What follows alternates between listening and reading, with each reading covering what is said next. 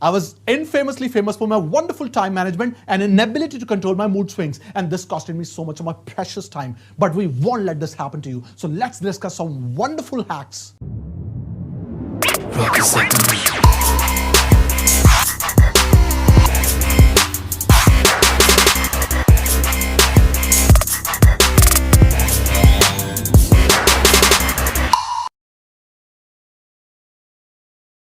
It is a concept famously used by billionaires like Elon Musk and Bill Gates. Time batching is a time management technique that includes grouping similar tasks together and setting aside a time to complete them all. The purpose of time batching is to minimize distractions for a workflow that enables concentration, attention to detail, and productivity. In fact, batching comes naturally to us, but perhaps we are not aware of it. You can take an example of laundry. You do not wash a single piece of cloth. You only wash once your clothes basket gets full. Let's say shopping. You do not shop every single day. First you create a list, then you shop for a week or two or perhaps for a month. But interestingly, billionaire Mark Cuban, he shops for 3-4 years to get hefty discount.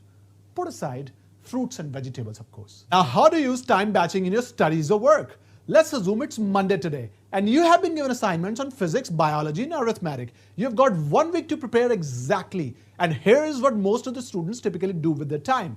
They spend equal amount of time on every subject, which is pretty decent actually. But if you want to do great work, you need flow.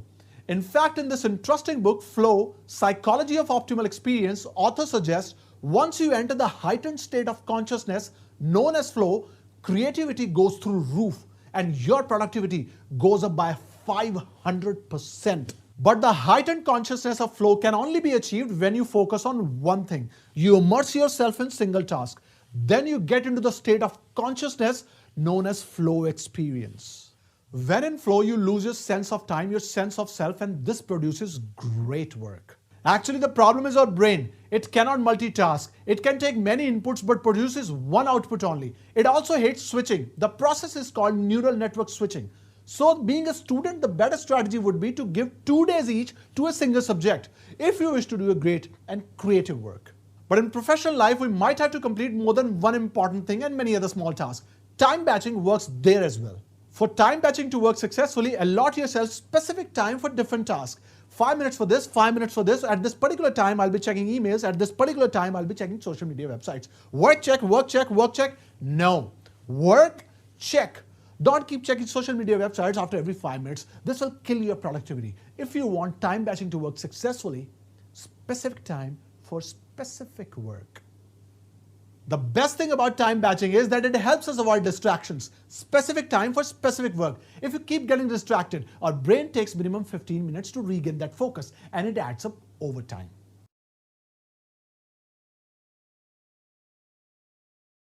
One of the Elon Musk's most infamous character traits is his likelihood to set extremely aspiring deadlines.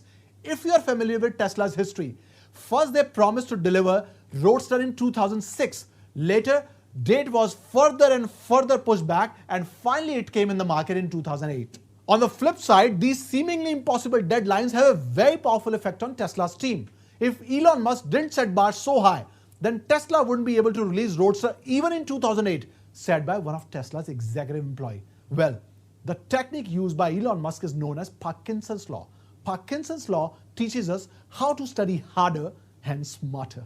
Now here's what you need to do. Make a list of your tasks and divide them up by the amount of time it takes to complete them. Now use Parkinson's Law and do the work, finish the work in half of the time. The same concept was illustrated by Robert Greene in his book Mastery, where he talks about the scenario of Thomas Alva Edison. He says Edison deliberately talked to the press about an idea even before it was ready. This would create hype and excitement among people. Now, if we drop the ball and let too much time pass, his reputation would suffer. Thus, his mind would spark into the high gear and make it happen. Sounds like what Elon Musk still does, right? Necessity, deadlines, announcements.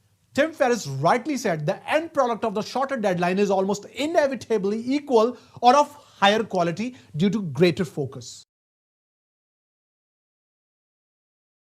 Richard Branson repeatedly says that the single most important possession he has is his little notebook. This little notebook of his keeps telling him what to do next. And that's how he has built his Virgin brand. There were many amazing ideas or important tasks that are gone simply because we forgot to write it down. More importantly, holding up to the information just here ruins our ability to process the new information. So it would be better if you start keeping a journal. And this fourth tip is my favorite one.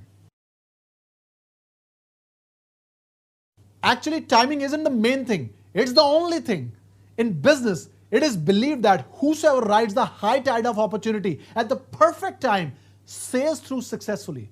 If you can understand the game of your timings, your productivity, creativity can break all the barriers. Before I go further with my rah-rah-rah, let me enlighten you with this interesting research. Few years ago, two social scientists, Michael Messi and Scott Golder, studied more than 500 million tweets. They simply wanted to measure people's emotions, positive and negative both, such as confidence, enthusiasm, alertness, lethargy, guilt, anger. For this, they used advanced computerized text analysis program, and the results were astonishing. The tweets tweeted in the waking hours, usually in the morning, were hopeful and engaging, but plummeted in the afternoon and surprisingly climbed back in the early evening. It simply reflects our mood swings. Generally in the morning, people are hopeful and enthusiastic. Hope dips in the afternoon, perhaps because of bad news or bad day or nothing at all. But in the evening, we start feeling hopeful again. Actually, the daily fluctuations, or you can say mood swings, are more frequent than we often realize. This book, When, talks about the subject in great detail. Okay, here's an important thing. You ought to do self-analysis. Find out the answer of the simple question. When does my productivity peak? Whether you are an early morning bird or night owl, whether your productivity peaks in early morning, late morning, in early evening, or late night. If you find out the answer of this question, you can control your mood swings. We are repeatedly asked questions on mood swings in our online and offline sessions. Well, we talk about the subject in great detail, but knowing about the peak of your productivity can be a game changer. Let's assume that your mental energy level peaks in the morning and you know it. Now there are chances that you would try to complete your most important work in the morning itself rather than procrastinating it, because if your energy level dips in the afternoon, you might fall prey to mood swings and your important work gone. Isn't it remarkable? Of course it is. Once you get to know your timings, once you know when your mental energy peaks or dips, you can plan your work. You can do your most important or creative work when this peaks, less important work when this dips. Then come what may, fluctuations, mood swings, you are still achieving every day. Remember, timing is the only thing.